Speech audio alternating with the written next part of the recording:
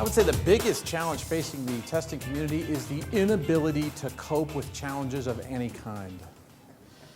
Unfortunately, our community is a bit of a Peter Pan in the sense that in order to grow up, we need to be able to cope with controversy. We need to be able to have an argument with each other and not run away crying. And that's tough to do. But in hard science communities, and even in engineering communities over years and years and years and years, they've managed to do this.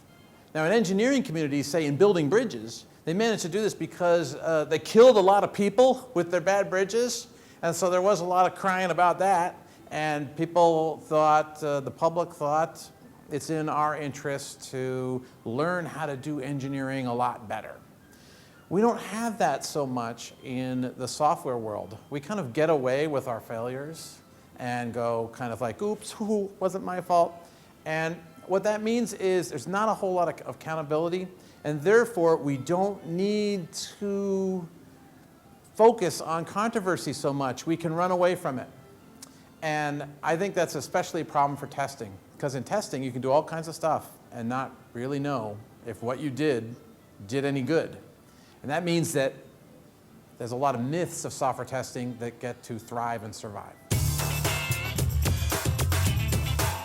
The main problem they have with trying to set up a good testing process is that they have no idea how to test, but they think that they ought to have a good idea how to test without ever having studied it at all. It's kind of like somebody trying to fly a helicopter going, I keep crashing and I don't understand it. Have you taken any helicopter how to fly classes? Well, no, but it's, it should be just common sense, right?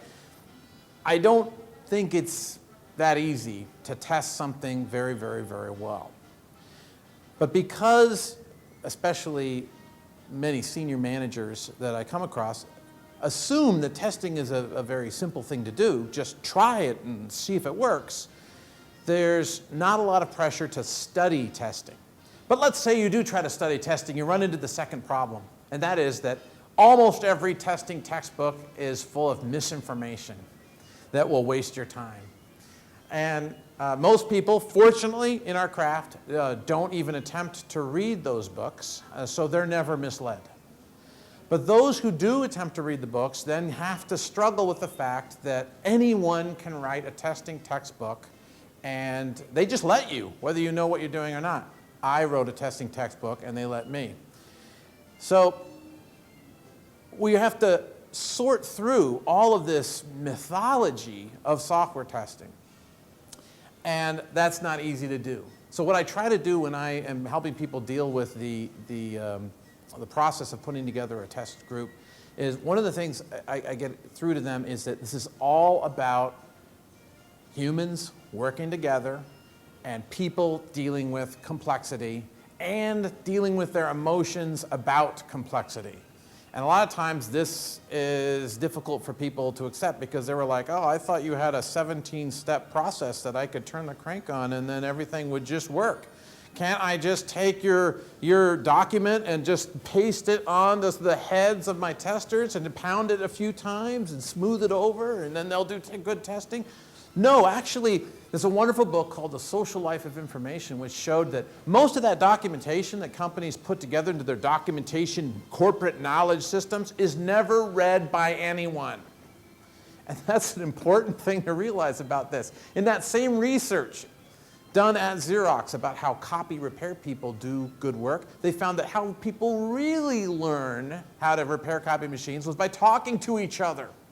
We need to have a lot more of that. That's what I'm excited about with agile processes because it really focuses on people talking to each other and not so much on people coming up with these symbolic or highly ceremonial ways of doing things and clinging to that as a substitute for people talking to each other, scratching their heads, trying to make sense of what's going on.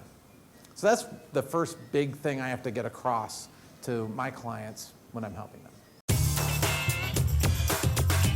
In one way, I'm very happy to see Agile become mainstream. In another way, I'm very worried about Agile becoming mainstream because there's really two Agiles.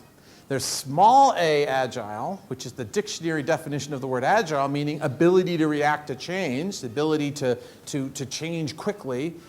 And then there's big A agile with the TM after it, and those are the community, it's the people who say, in order to be agile, you must do TDD. In order to do agile, you must do stand-up meetings. In order to be agile, you must do what this priest has written in his book.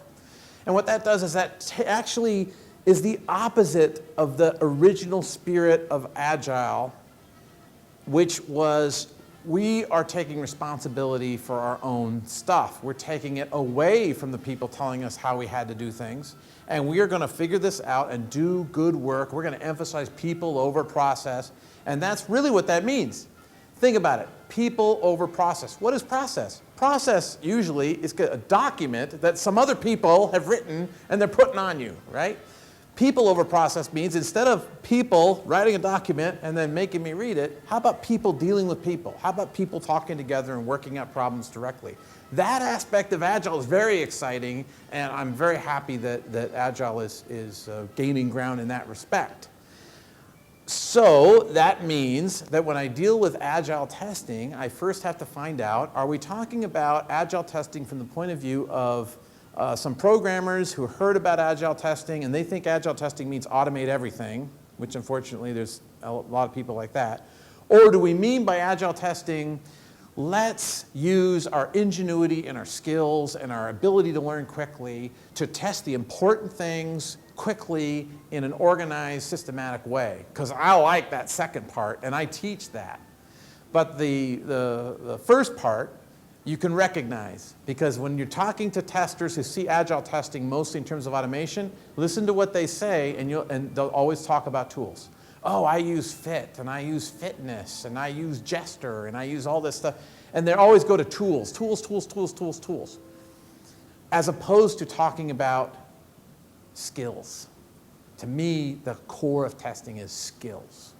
And that's what I try to focus on, and to me, that's the true Agile skills. I think automated tools are a fabulous assistance that I want to use. I want to be a cyborg tester. I want to have tools embedded in my brain. I want microchips in there. I want to be like RoboCop tester. I definitely want tools. I'll use tools like crazy. But I don't confuse testing with tools, with what the tools do. Testing is not what tools do. Testing is what humans do using tools. That's my distinction.